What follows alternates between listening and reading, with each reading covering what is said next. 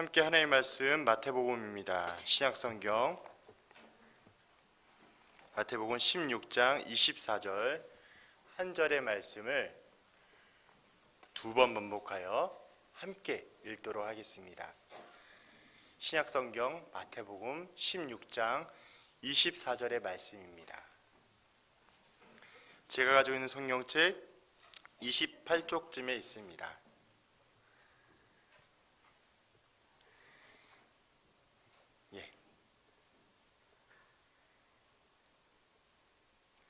함께 큰 목소리로 읽겠습니다. 시작. 이에 예수께서 제자들에게 이르시되 누구든지 나를 따라오려거든 자기를 부인하고 자기 십자가를 지고 나를 따를 것이니라. 한 번 더.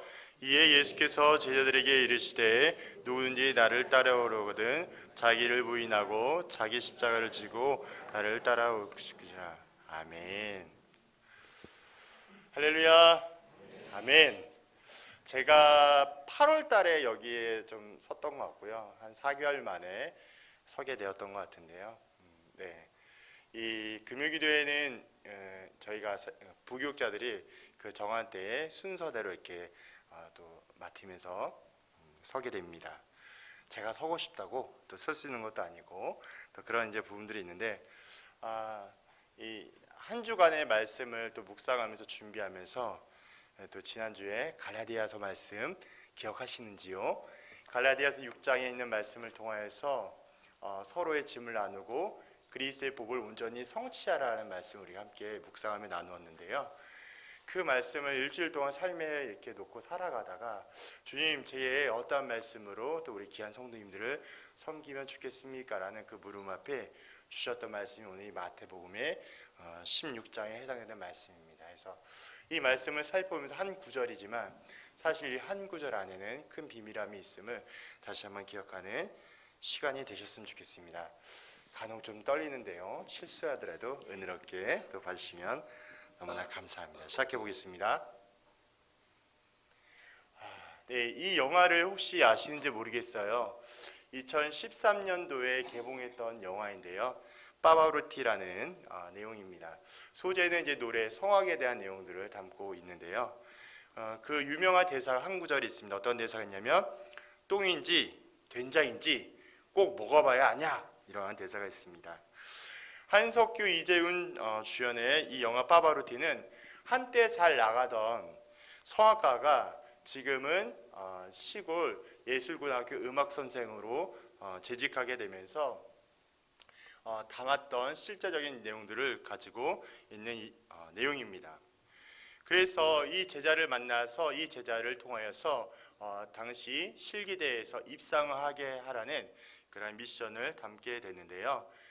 이 학생을 만나게 될 때에 바로 스승 한석규는 바로 이렇게 손살에 치면서 난 저 학생을 받을 수 없어 라는 걸 보게 됩니다. 왜냐하면 학생이 학교에 올 때에 보통 어떤 차림으로 오죠? 교복이나 이렇게 좀 이렇게 정장 이렇게 간편 이렇게 좀 가지런한 차림으로 오게 되는데 영화를 보시게 되면은 정장 차림에다가 검은색 세단 차들이 막 이렇게 왔다 갔다 하고 누가 보더라도 조직폭력배 같은 모습으로 나타내었기 때문입니다. 그래서 한석규는 뭐 노래도 들어보기도 전에 난 저 학생 못 봤습니다 라는 의미로 똥인지 된장인지 꼭 먹어봐야 하냐라는 명대사를 남기게 되었습니다. 하지만 이 학생은요, 어렸을 때부터 불우한 환경에 자라와서 사실 본인이 갖고 있는 노래에 또한 은사와 재능은 있었지만 공부를 할 수 없었던 상황 가운데도 자신의 성악에 대한 성악가에 대한 꿈은 포기하지 않았습니다. 그러므로 인해서 또 갑자기 이 선생님을 만나게 되고 또 그러한 시간들을 경험하게 되면서 결국 나중에는 성악가의 꿈을 이루는 것이 바로 이 영화에 대한 내용입니다. 이 영화를 바라보게 되면서 어떠한 마음이 들게 되냐면 진정한 스승은 어떠한 마음으로 제자를 가르쳐야 하는가, 혹은 제자는 스승의 가르침에 따라서 어떻게 살아가며 또한 적용해야 되는 것을 다시 한번 느끼게 되는 그런 영화입니다. 저는 이제 영화를 몇 번 보게 되는데 끝부분에 오면 그 오페라의 한 그 아리아가 나와요. 그래서 성도님들 또 아시는 분도 계시겠지만 그 클라이막스의 빈체로라는 부분이 나옵니다. 그것이 이제 영어로는 빅토리라는 뜻인데 승리라는 뜻이에요. 그래서 이 제자가 자신의 어려운 삶의 환경 가운데 승리로 이끌게 하시는 스승의 가르침이 무엇보다 중요하다 뭐라는 개인적인 또 생각을 하게 되면서 영화를 봤던 기억이 납니다. 어쨌든 이러한 영화를 바라보게 되면서 두 번째로 또 말씀드리고 싶은 것이 있는데요. 이 두 분은 잘 모르실 거예요. 그렇지만 저에게 있어서는 음악적인 스승님이십니다. 첫 번째 이 턱시도를 입고 계시는 분이 제가 1997년도에 강원도 춘천에서 만났던 테너 오성용 선생님이 되시고요. 그 오른쪽 편에 보이는 분이 바로 원주에서 만났던 이찬구 선생님이 되십니다. 이 두 분은요, 첫 번째 선생님은 저에게 음악이 뭔지를 이렇게 가르쳐 주셨고 또 이렇게 안내해 주셨던 분이셨고요. 가장 기초적인 것들을 또 알려주셨던 분입니다. 두 번째 또 이창구 선생님은 제가 기초를 배우고 또한 닦았던 상황 가운데 어떻게 하면 음악을 더 맛있게 표현할 수 있는지 그리고 더 음악을 사랑할 수 있게 되는지를 알려주신 분이 바로 이창구 선생님이세요. 특별히 두 번째 선생님은 지금 나이가 70이 넘으세요. 근데 여전히 중국과 유럽에서 오페라 활동을 하고 계십니다. 그만큼 현역에서도 열심히 하고 계시는데 이 두 분의 가르침 속에서 항상 좋은 일만 있었던 건 아니고요. 사랑의 매도 맞아가면서 또 이렇게 귀한 가르침을 받아가면서 또 오페라 작품을 하게 되면서 또 시간들을 바라보게 되었습니다. 뭐 이렇게 했다는 것이 중요한 것은 아니고 제가 말씀드리고 싶은 중요한 것은 이러한 귀한 스승님을 만나서 좋은 가르침을 받고 그 좋은 가르침을 통하여 또한 온전한 제자로 세워지는 것이 얼마나 중요한 것인 것을 영화를 통해서 또 제 개인적인 선생님의 나눔을 통하여서 함께 이야기하고 싶었던 것입니다.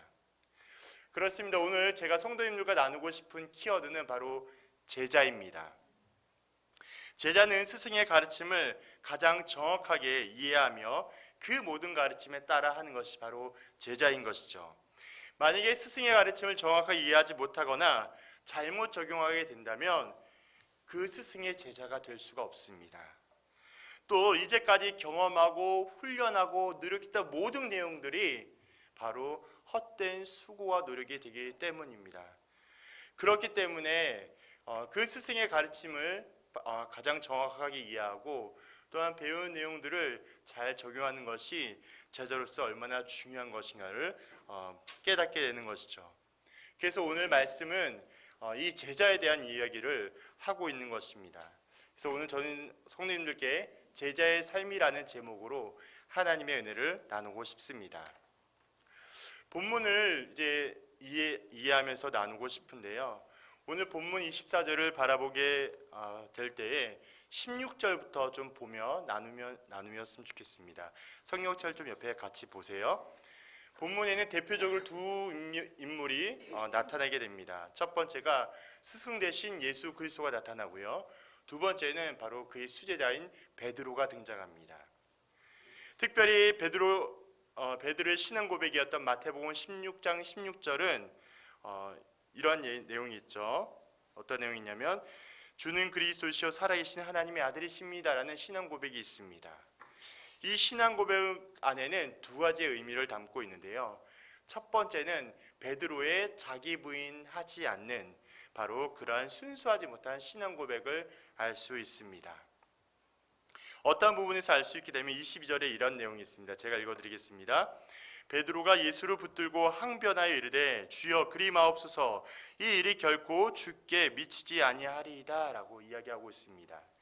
이 내용이 이 반응이 무슨 반응이냐면 예수님께서는 21절을 통하여 자기가 예루살렘에 올라가 십자가에 죽을 것과 그 다음에 사흘 만에 부활할 것, 즉 자기가 어떠한 일을 할 것을 계시 나타내어 주고 있습니다. 그 말씀을 하고 있는 가운데 바로 그 다음 절에 베드로는 그러한 예수님의 말씀을 듣고 이게 무슨 소리입니까 예수님? 제가 이제까지 예수님을 바라보고 예수님의 행하신 일을 너무나 잘 알고 있는데 이게 갑자기 무슨 이야기십니까? 아유 당치 않으십니다. 이거 말고 다른 거 있지 않습니까 예수님? 이렇게 얘기하고 있는 장면이 바로 22절에 해당되고 있는 내용입니다. 베드로가 그렇게 이야기하고 있었던 또 배경을 곰곰이 생각해 볼 때 어떤 부분들이 있냐면, 그것은 베드로는 철저하게 유대주의적인 메시아관에 따라서 정치적, 군사적, 경제적으로 부강한 나라를 꿈꾸는 바로 그러한 왕, 그러한 메시아를 기대했기 때문이죠. 그래서 베드로는 21절에 그러한 말씀을 듣고도 그걸 온전히 이해하지 못하고 바로 22절에 대한 행동들을 바라보게 됩니다. 그럼에도 불구하고 바로 하나님께서는 그에게, 베드로에게 은혜를 주심으로 인하여 그에게 신앙 고백을 하게 되는 모습을 바라보게 되는데요, 그것이 17절에 나와 있습니다. 제가 읽어드리겠습니다. 바요나 시몬아, 내가 복이 있도다. 이를 내게 알게 한 이는 혈육이 아니요 하늘에 계신 내 아버지시니라 라고 말씀하고 있습니다. 다시 이야기한다면, 네가 그렇게 16절에 이야기하고 고백한 것은 너의 어떠함으로 고백한 것이 아니라 하나님께서 내게 알게 하신 것이다 라고 이야기하고 있는 것이죠. 그러한 측면으로 생각해 볼 때 16절의 고백은 이 큰 두 가지의 의미가 있음을 기억하시면 좋겠습니다. 예수님께서는 이와 같이 공생의 사역이 시작하기 전이나 혹은 가장 빠르게 자기가 어떠한 일을 하게 되는지, 자기가 핵심적으로 무슨 일을 하게 되는지를 말씀하지 아니하시고 조금 뒤늦게 이 십자가의 사건과 부활에 대한 이야기를 하신 이유가 있습니다. 좀 네 가지 측면으로 살펴보고 싶은데, 첫째는 제자들이 예수님에 대한 지식이 어느 정도 깨달았다라고 생각될 때 다음 진리로 인도할 것을 의미하면서 이 이야기를 하게 되었고요. 두 번째는 곧 임할 십자가와 부활을 통하여 제가 좀 전에 말씀드렸던 유대주의적인 메시아관을 완전히 고쳐줄 필요성을 느끼셨기 때문에 또 그렇게 말씀하셨고, 세 번째는 제자라면 마땅히 십자가 고통에 동참할 준비를 하기 위하여서도 그렇게 말씀을 하셨습니다. 마지막 끝으로는 유대인들의 박해가 점점 고조되어서 하나님이 정하신 때, 즉 구원을 이룰 때가 되었다라고 인식하셨기 때문에 자신의 십자가의 사건과 부활을 나타내신 것이죠. 그래서 예수님은 자신의 십자가와 부활의 사건을 말씀하시면서 구원의 사역을 완성하고자 했던 예수님의 의도를 모르고 있던 수제자 누구? 베드로에게 강력하게 호통하고 있는 것입니다. 그것이 바로 23절에 대해 해당되고 있는 내용이죠. 사탄아, 내 뒤로 물러가라. 너는 나를 넘어지게 하는 자로다. 내가 하나님의 일을 생각하지 아니하고 도리어 사람의 일을 생각한다 라고 호통하고 있는 것이죠. 이러한 측면을 살펴볼 때 베드로나 지금 저희로서나 제자로서 살아가는 우리 모두는 어떻게 살아가야 할지를 분명히 점검하고 깨달아야 할 것입니다. 그 말씀이 바로 24절에 있는 내용입니다. 그래서 우리는 이런 측면으로 24절을 세 가지의 큰 중심으로 좀 이해하고 싶은데요. 첫 번째는 제자의 삶은 자기를 부인하는 삶을 살아갑니다. 이 자기를 부인한다라는 것에는 또다시 두 가지 의미를 나눌 수가 있게 되는데요. 첫 번째는 자기 생각과 자기 중심적인 태도를 하나님 앞에서 버리는 것입니다. 그것이 자기 부인에 대한 구체적인 내용인 것인데요. 여기서 자기 부인의 부인이라는 말은 관계를 끊어버리고 거절하며 같이 어우러지지 않는다라는 의미를 담고 있습니다. 결국 자기 자신과 교제하면서 그 자기 자신과 교제하기를 거부하는 것이 바로 부인인 것이죠. 욕심 많은 자기 자신, 교만한 자기 자신, 죄악 많은 자기 자신과 더 이상 교제하는 것을 바로 자기 부인이라고 생각할 수 있게 되겠습니다. 만약에 내가 내 스스로의 생각으로 내 마음 가운데 가득 차 있게 된다면 우리는 어떠한 일을 발견할 수 있겠습니까? 내 생각이 가득 차 있게 된다면 바로 우리는 내 중심적으로, 자기 중심적으로 행동하거나 변해가는 것을 여지없이 발견하게 됩니다. 철저히 이기적인 나의 모습, 철저히 계산적인 나의 모습을 여지없이 발견하게 되는 것이죠. 그래서 조금이라도 내게 상처를 주거나 손해를 끼치는 누군가를 만나게 된다면 우리는 끝까지 그를 향하여서 그 배 이상으로 묻게 되며 그를 정죄하거나 비판하거나 끝까지 우리는 죽이려는 우리의 연약한 모습을 발견하게 되는 것이죠. 그것이 바로 자기중심적인 태도에 가득 차 있는 생각의 모습인 것입니다. 그래서 성도님들과 저는 이러한 자기 생각과 자기중심적인 태도에서 철저하게 되돌아오셔야 합니다. 내가 아닌 우리의 관점에서 나를 위한 삶이 되는 것이 아니라 남을 위하여 배려하고 사랑하는 그러한 마음으로 되돌아오셔야 하는 것입니다. 이렇게 자기의 생각을 버리고 자기중심적인 모습을 떠나 가는 것을 두 글자로 회개라고 합니다. 회개는 하나님께서 요구하시는 거룩함과 사랑의 자리로 되돌아오는 것입니다. 죄악의 자리와 그러한 모습에서 철저히 인정하고 버리며 하나님 앞으로 되돌아오는 것, 그 방향을 완전히 하나님께로 되돌아오는 것을 우리는 회개라고 합니다.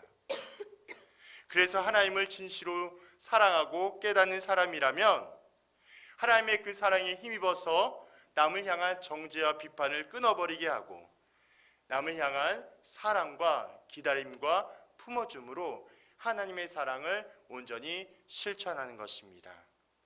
그것이 바로 자기 부인의 첫 번째 의미입니다. 두 번째는 자기 부인의 두 번째 의미가 있는데 그것은 하나님을 전적으로 의지하는 태도에 담겨져 있습니다. 16절에 보면 제가 아까 말씀드렸던 것처럼 주는 그리스도이시오 하나님의 아들입니다라는 고백을 하고 있습니다. 근데 이 고백을 곰곰이 살펴보니까 17절에 생각해 보니까 이런 부분이 있는데요. 예수님께서 칭찬하신 것을 보게 되죠. 그게 뭐냐면 바요나 시몬아 내가 복이 있도다 이를 내게 알게 하는 혈육이 아니요 하늘에 계신 내 아버지시다 라고 말씀하고 있습니다. 이 17절의 말씀을 살펴볼 때 그냥 보여지고 문자적으로 이해하는 것은 뭔가 칭찬하는 것처럼 보여지고 뭔가 인정받는 것처럼 느껴질 수 있겠지만 곰곰이 깊숙이 생각해 보면 이 안에는 깊은 의미가 숨겨져 있습니다. 바로 신앙 고백을 할 수 있게 하신 이는 베드로 자신이 아니라 하나님 아버지임을 알 수 있는 것입니다. 베드로를 칭찬하는 것은 이런 부분을 칭찬하고 있는 것이겠죠. 베드로야, 네가 잘나고 똑똑해서가 아니라 내가 이 순간에도 하나님을 의지하고 있구나. 네가 하나님을 믿고 신뢰하고 있구나를 지금 칭찬하고 있는 것이죠.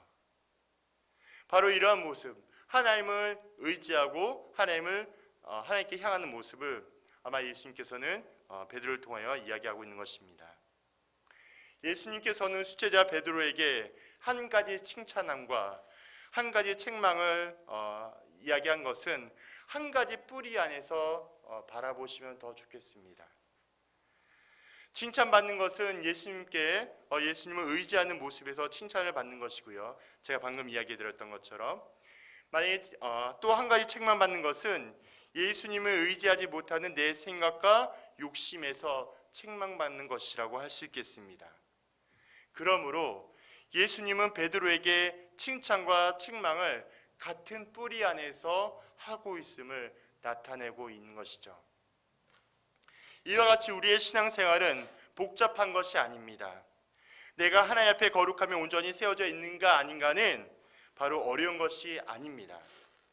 여전히 내 마음 가운데 욕심과 이기적인 계산이 남아있고 내게 주어진 삶을 내가 만들어가며 나의 행복을 위해 어떤 사람이 불평해지더라도 괜찮다라고 여겨진다면 그것은 모두 다 하나님 앞에 회개하며 철저히 맡겨야 할 것입니다.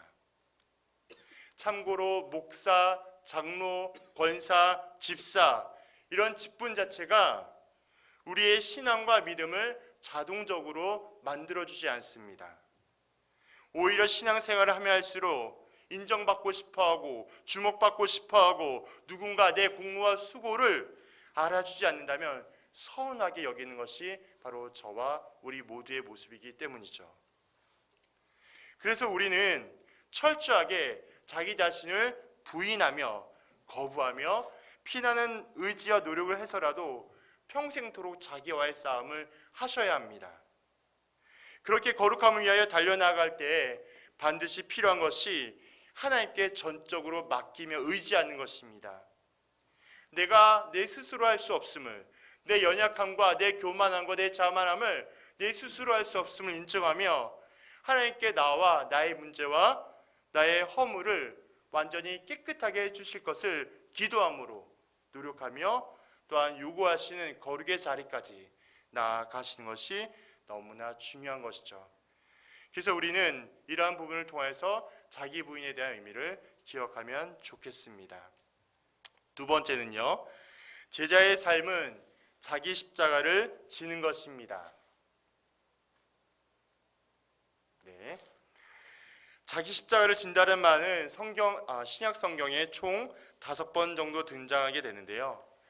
이것은 십자가를 통하여 형벌을 받는 처벌의 의미보다는 자기의 목숨까지도 포함하는 희생과 순교까지의 의미를 담고 있습니다.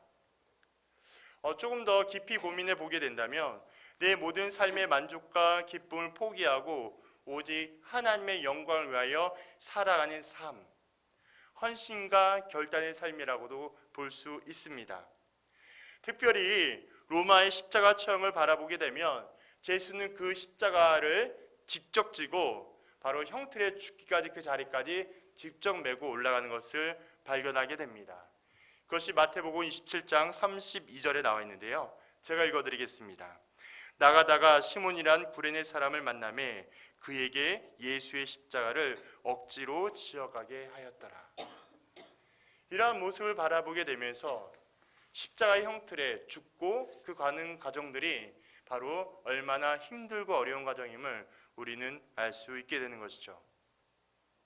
예수님께서 직접 골고다 언덕에서 십자가 죽으심으로 당한 것은 그 광경을 보던 많은 사람들에게 어떠한 단순한 상징적인 의미만을 부여하는 것이 아닙니다.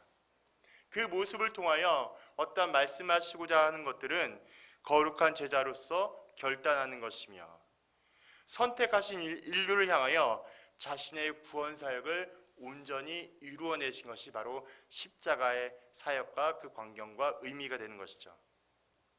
그렇다면 성도님과 저에게는 예수님의 십자가의 모습은 어떠한 의미가 되겠습니까?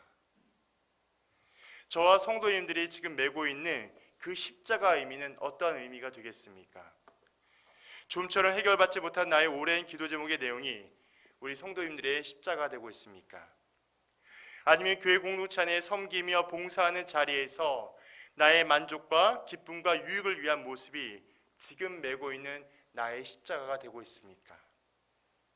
각각 서로의 내용과 모습은 달라도 하나님께서 우리에게 허락하신 십자가는 하나님 앞에 서는 그날까지 기도하며 인내하고 훈련으로 해결해야 할 것입니다.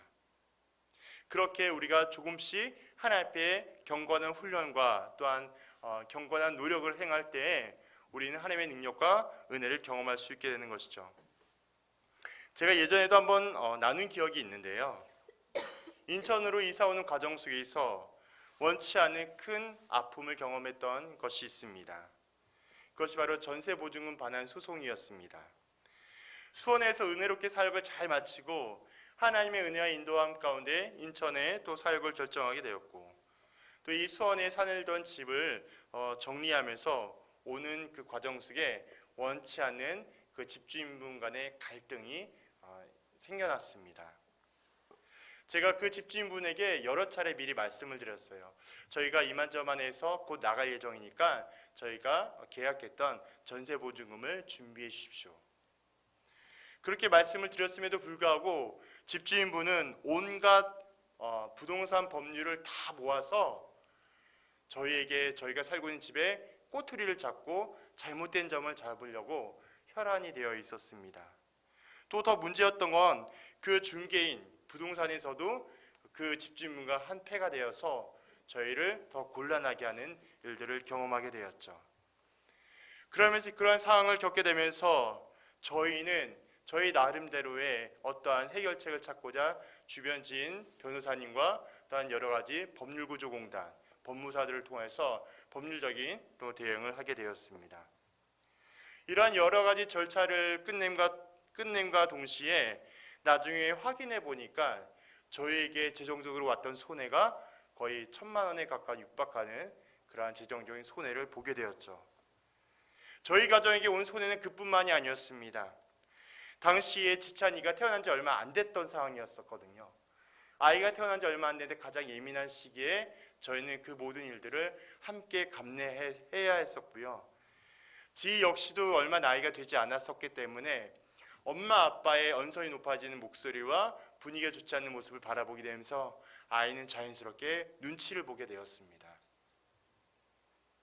그렇게 어두운 시간들, 힘겨운 시간들을 겪고 나니까 비로소 하나님께서 왜 그 시간들을 통하여 무엇을 깨닫게 하시는지, 그 깨닫게 하시는 것을 서서히 알게 되었습니다. 세상에 관하여 아무것도 몰랐던 저에게 가장 철저한 공부를 시키셨습니다. 세상이 얼마나 험하고 냉정한지를 가장 정확하게 알려주셨습니다. 오히려 남을 배려하기보다는 밟아서 끝까지 자신의 기득권을 차지하려고 했던 세상의 냉정함을 가르쳐 주셨습니다. 그럼에도 감사한 일이 있습니다. 그것은 그 시간들을 통하여 가족이 하나가 되었고요. 그 시간들을 통하여서 제가 얼마나 부족한 아빠와 남편인지를 되돌아보게 되었습니다. 그리고 나서 아내에 대한 마음과 생각을 더 이해할 수 있게 되는 가정적인 남편으로 더 돌아오게 되었습니다.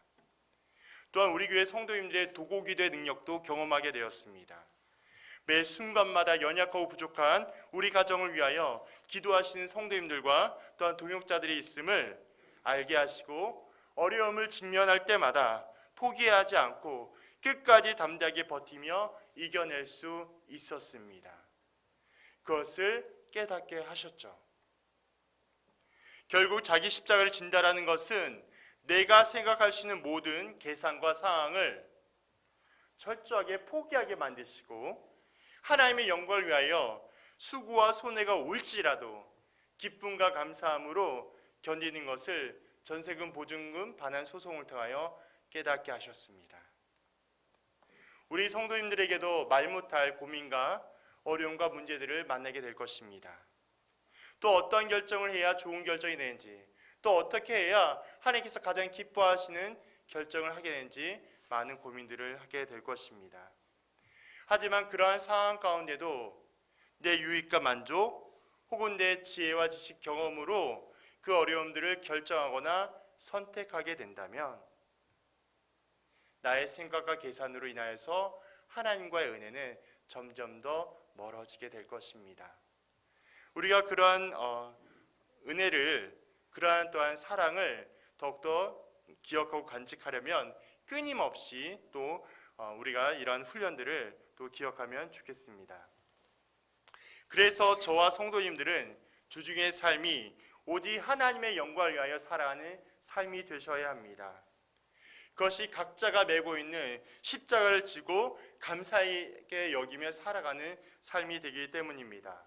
가정과 학교와 직장과 또 교회 공동체에서 그리스도의 제자임을 기억하며 자신의 말과 행함에 온전한 은혜가 될 수 있도록 끝까지 온유와 겸손함으로 살아가는 삶을 살아내시는 성도님들이 되기를 소망합니다. 세 번째는요, 제자의 삶은 예수님을 따라가는 삶이 되는 것입니다. 마지막으로 제자의 삶을 살아갈 때에는 예수님을 따라가는 삶을 살아가셔야 되는 것이죠. 이것은 의지적으로 따라가는 것을 의미하고 있습니다. 직접적이고 그리고 적극적인 요구를 의미하는 것이죠.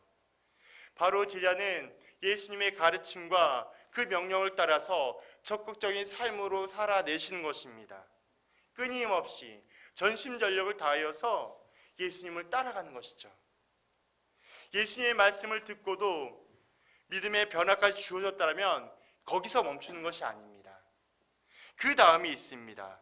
믿음의 변화가 지속적으로 유지되고 또한 더욱더 성숙한 발전을 하기를 원하신다면 우리는 끊임없이 노력하며 또한 하셔야 되는 것이죠. 그것이 바로 거룩한 순종입니다. 절대적으로 주님 앞에 그 뜻을 다하여 나아가는 우리의 행함인 것이죠. 성경 안에서 여러 가지 표적들을 만날 때마다 공통점이 있습니다. 그것은 믿음으로 행하였을 때, 믿음으로 그 행함을 옮겨졌을 때 하나님의 일하심을 경험하여 진정한 표적으로 만날 수 있는 것입니다. 아무리 좋은 성경 말씀을 듣고 아무리 귀한 은혜를 누린다 할지라도 그것이 내 삶의 열매로 나타나지 않거나 진정한 행함으로 이루어지지 않는다면 그것은 온전한 은혜가 될 수가 없습니다. 하나님의 말씀과 은혜가 내게 온전히 이루어지게 하려면 그 말씀대로 살아가는 삶, 그 말씀대로 살아내려는 거룩한 행함이 너무나 중요하기 때문입니다. 하나님의 은혜를 경험하기를 간절히 소망한다면 구체적인 실천과 행함은 너무나 중요한 것입니다. 그 중요한 사실을 기억하며 깨닫는 성도님들이 되기를 간절히 소망합니다. 야고보서의 말씀을 잠깐 읽어보겠습니다. 네, 함께 읽어보겠습니다. 시작. 우리의 조상 아브라함이 그 아들 이삭을 제단에 행함으로 의롭다 하심을 받은 것이 아니냐. 믿음이 그 행함과 함께 일하고 행함으로 믿음이 온전하게 되었느니라. 이에 성경에 이른바 아브라함이 하나님을 믿으니 이것을 이고로 여기셨다는 말씀이 이루어졌고 그는 하나님의 벗이라 칭함을 받았나니. 아멘. 이 야고보서에 있는 말씀은 창세기 23장에 나와 있는 성도님들이 너무나 잘 알고 계시는 이삭을 번제단에 바치는 모습을 담고 있습니다. 특별히 이 이삭을 번제단에 바칠 때의 가장 핵심은 22장 14절에 나오는 여호와 이레, 하나님께서 준비해 주셨다라는 부분을 생각해 볼 수가 있게 되는데요. 우리가 방금 읽었던 말씀처럼 자신의 아들을 하나님의 말씀에 따라 즉각 따라서 번제단에 드리는 그 믿음의 행함, 그 믿음의 행함을 하나님께서는 아브라함을 통하여 보길 원하신다는 것입니다. 조금 더 상상해 보겠습니다. 제가 아브라함이라면 하나님께 그러한 음성과 말씀을 들었습니다. 어렵게 늦은 나이에 얻게 된 귀한 아들을 하나님께서 내 삶 가운데 가장 중요한 중심에 바치라는 말씀을 듣고 저라면은 쉽진 않을 것 같습니다. 어쩌면 불순종하는 것이 매우 마땅할 수도 있습니다. 포기하거나 회피할 수도 있겠습니다. 그런데 아브라함은 성경을 보면 알 수 있는 것처럼 그의 하나님의 말씀의 음성을 듣고 그대로 따라 행합니다. 순종은요, 다른 것이 순종이 아니라요, 아버지의 말씀을 듣고 그것을 받았을 때에 바로 따라 행하는 것이죠. 그것은 진정한 순종을 하길 원한다면 반드시 필요한 것이 전적으로 신뢰하는 믿음인 것입니다. 아브라함은 하나님을 전적으로 믿고 신뢰하였기 때문에 하나님의 어떠한 말씀과 어떠한 교훈이다 할지라도 그대로 따르는 순종의 모습을 보여주었던 것이죠. 그래서 우리가 읽었던 말씀처럼 아브라함은 하나님 앞에 친구 벗이라는 칭함을 받게 됩니다. 이러한 칭함을 받게 되면서 하나님께서 가장 기뻐하시는 자라는 또한 인정을 받게 되는 것이죠. 그리고 야고보서는 우리가 읽진 않았지만 그 뒤에 보면 행함이 없는 믿음은 죽은 것이라면서 온전한 믿음을 통한 진실한 행함이 얼마나 중요한지를 알 수 있게 됩니다. 우리는 이 예수님을 따라하는 삶이 단순히 문자적으로 내가 어떻게 행동하고 그냥 내가 받은 은혜에 대해서 이만큼 하면 되겠지 이런 의미의 차원이 아닙니다. 우리가 하나님 앞에 하나님의 구원에 이르는 그날까지 서는 그 모든 여정 가운데 하는 순종은 우리의 모든 삶의 방향과 모든 생각과 모든 것들이 하나님께만 초점되고 집중되는 것입니다. 그렇게 행하여질 때에 우리가 무엇을 어떻게 행할지를 하나님께서 성령을 통하여 알게 하여 주시고 우리가 매일마다 때마다 읽고 듣는 말씀을 통하여 알게 하신 그 뜻에 따라 행동하는 것, 그 모든 행함 자체가 거룩한 순종이 되기 때문이죠. 그래서 우리 모두는 예수님의 뜻에 따라 살아가는 순종의 삶으로 살아가셔야 되는 것입니다. 잠깐 한 가지 영상 짧게 보고 다시 이어가겠습니다.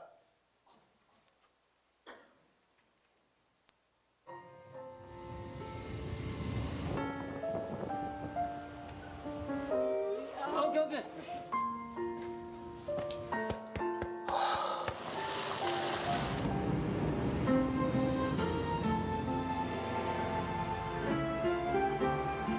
내가 아파봤으니까 아픈 사람 고통 알게 하는 거고, 그거 고통 아니까 그들에게 한 발짝 빨리 다가가고 싶고,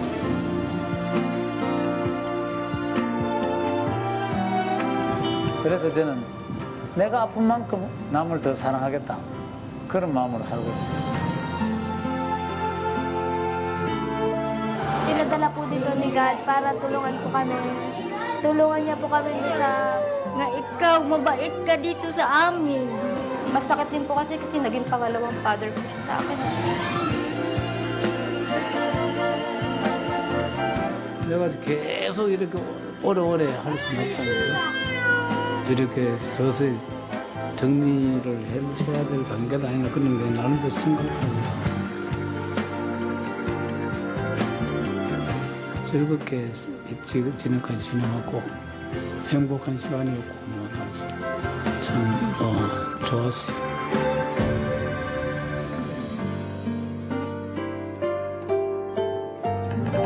아픈 만큼 사랑하게 하고, 아니 아플수록 더 사랑하게 하소서.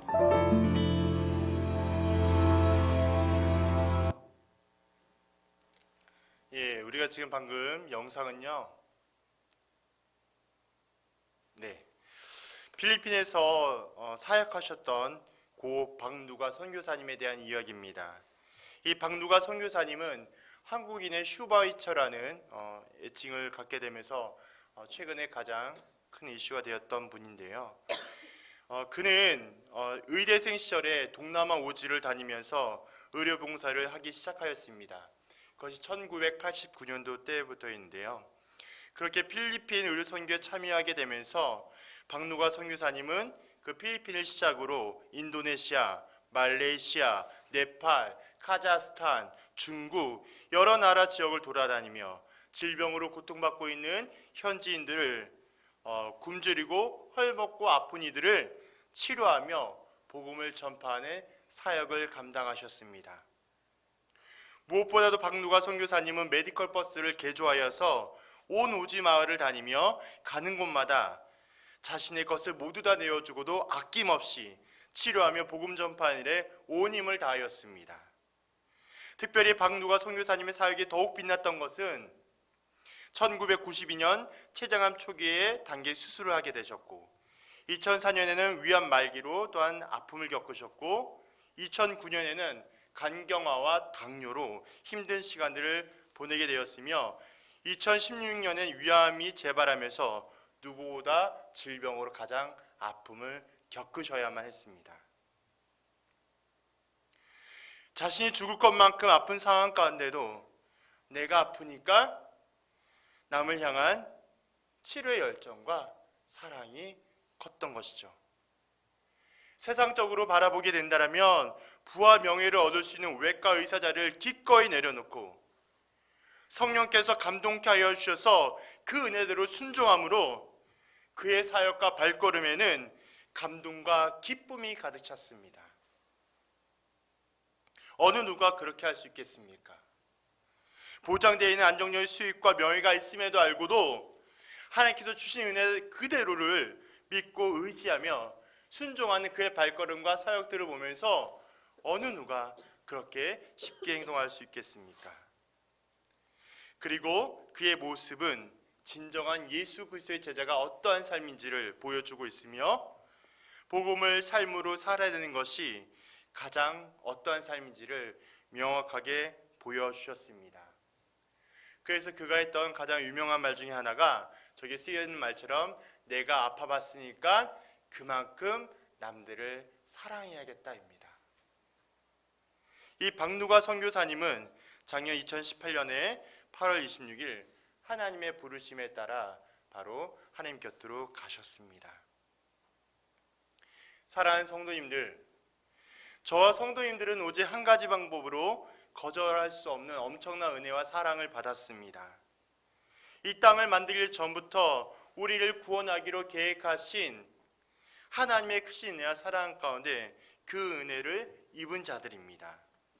예수님의 죽으심과 부활하심은 도무지 해결할 수 없는 우리의 죄악을 완전하게 해결하여 주셨고, 우리를 자녀로 삼아 주셨으며 우리를 그의 제자로 삼아 주신 것입니다. 그 은혜가 있기 때문에 우리에게는 영원한 소망과 기쁨이 있는 것입니다. 그래서 우리는 감사함과 평강이 넘치며 오직 하나님의 은혜 가운데 살아갈 수 있음을 믿음으로 고백하게 되는 것이죠. 갚을 수 없는 예수 그리스도의 사랑, 어떠한 노력과 수고로도 채울 수 없는 그 사랑을 우리는 있음을 기억하셔야 합니다. 이것이 바로 제자로서의 삶의 마지막인 것입니다. 우리에게 허락하신 시간과 장소에서 하나님께 영광 올려드리며 살아갈 때에 우리는 예수님의 진정한 제자의 삶을 실현해낼 수 있게 되는 것이죠. 그래서 우리는 이 세 가지를 다시 한번 기억하면 좋겠습니다. 첫째는 철저히 나를 부인하고 자기중심적인 태도를 버려야 하는데, 그 버릴 때 내 노력과 힘으로 버릴 수 있는 것이 아닙니다. 하나님을 전적으로 의지하며 살아갈 때 나의 죄악의 문제를 해결받을 수 있으며, 우리의 희생과 섬김으로 십자가로 죽으셨던 예수님의 사랑을 기억함으로 우리도 십자가 은혜로 살아가는 삶을 살아내셔야 합니다.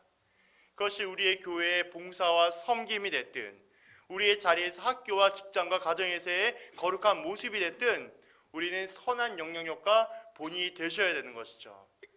마지막으로 하나님의 은혜로 따라가는 거룩한 순종의 삶을 통하여 예수님께서 이 땅 가운데 우리를 주신 그 은혜와 사랑에 늘 기억하는, 또 제자로서의 삶을 살아가시는 저와 성도님들이 되었으면 너무나 좋겠습니다. 이 시간에 우리가 다 함께 마음을 다해서 찬양과 또 기도를 드리도록 하겠습니다. 아버지 사랑 내가 노래에 찬양 드리겠습니다.